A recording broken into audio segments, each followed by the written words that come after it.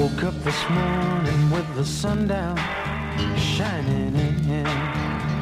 Welcome to a remote edition of Roy Smalley's Chin Music. Roy is in Toronto, one of my favorite cities in North America. I'm back home in Minneapolis. We are talking on a Wednesday morning before the Twins play in Toronto on Wednesday afternoon, and about a week out from the trade deadline, so we have a lot to talk about. I do want to thank our newest sponsor, WhizKids.tech. That's WhizKids, downtown Minneapolis. It is a Minneapolis-born and bred business that has had a lot of success that can help you with their business.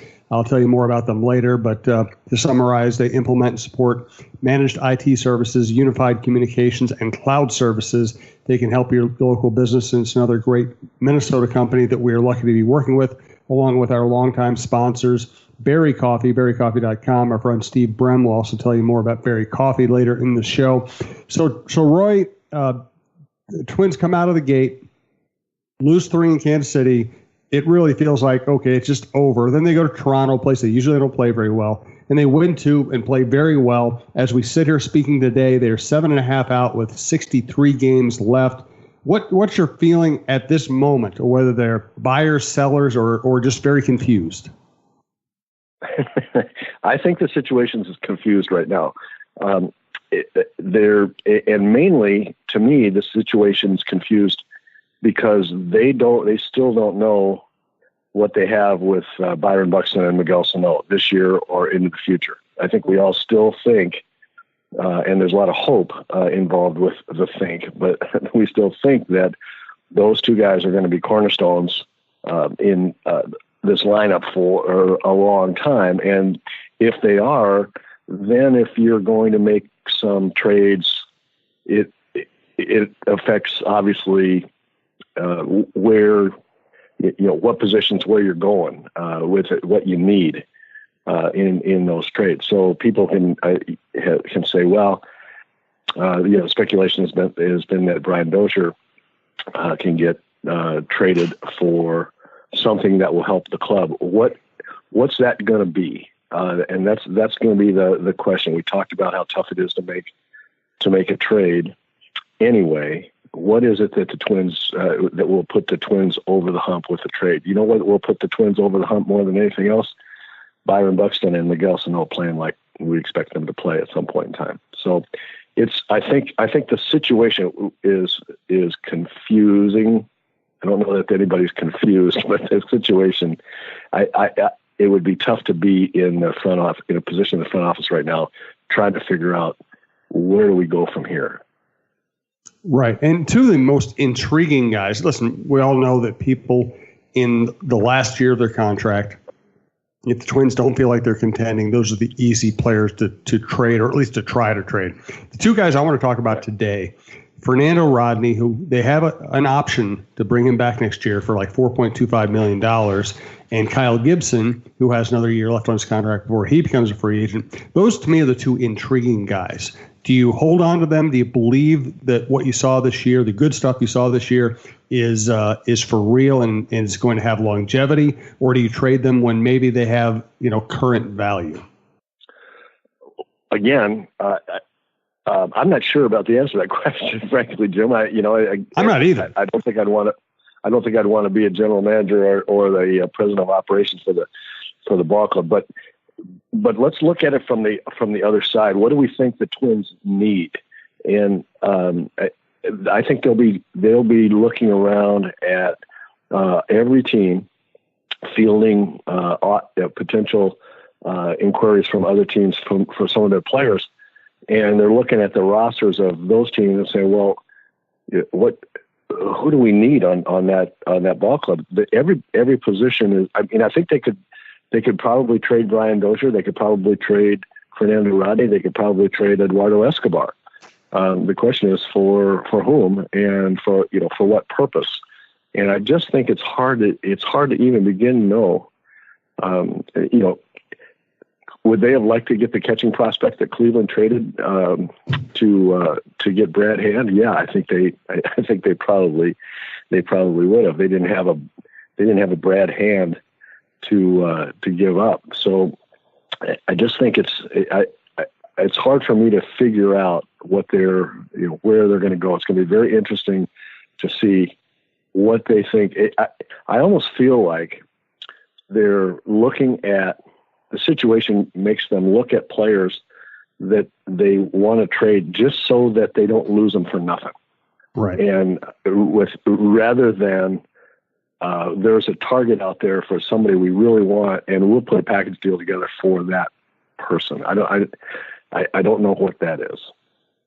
And where I come down, the reason I asked you is I actually have an opinion on this. Listen, Rodney will be like 42 next year, and at some point he's going to fall off the table, and he's just not going to have the stuff that makes him an effective closer. But, when I look at this team, I think the two places they can upgrade without blocking any of their real important young talent are bullpen and catcher.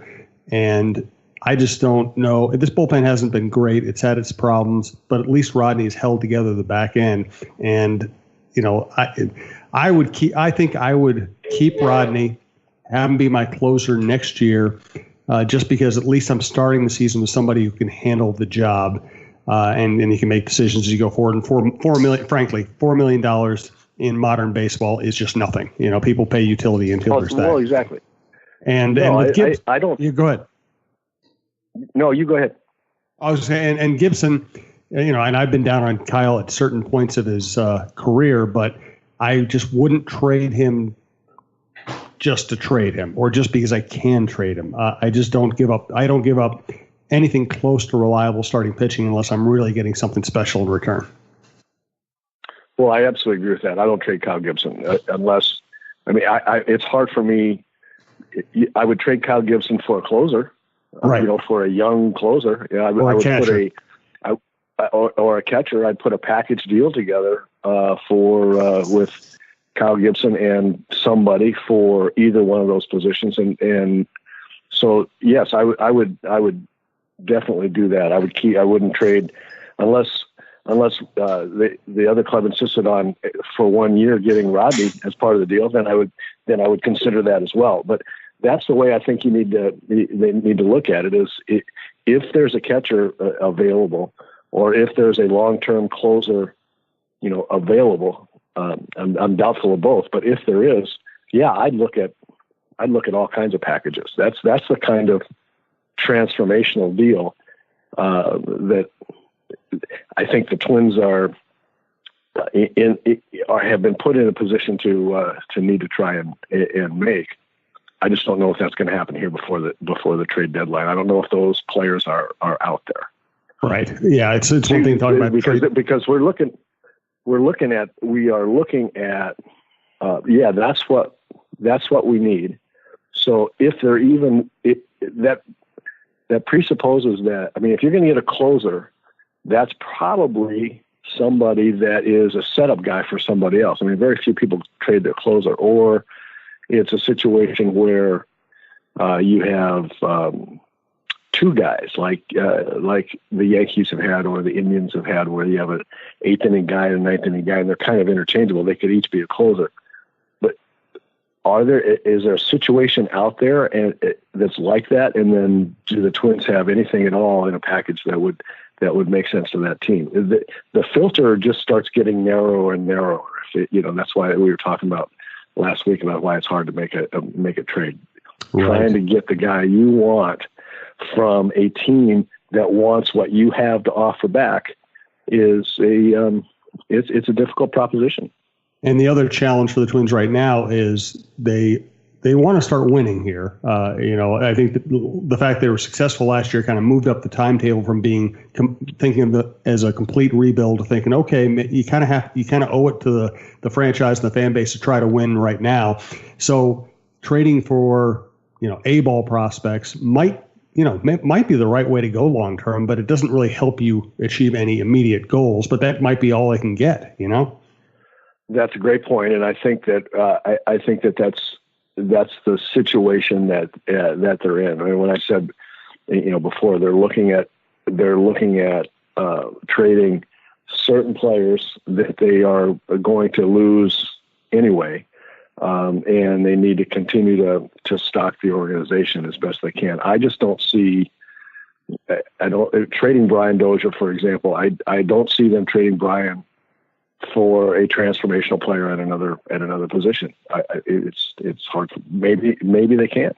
Maybe they can get a catcher with Brian and somebody. We'll just have to see. I think that, especially with the Buxton and Sano situation being up in the air, I think they're in a position now where let's hope they can add some really good young players, because they'll be in the mode of, at some point in time here, we're going to be good for 6 or 7 or 8 years. Thanks to Brandon Morton, our producer. Also, if you are going to listen to our programs across the talknorth.com platform, please download if you get a chance. It's the best listening experience, and it also helps our business.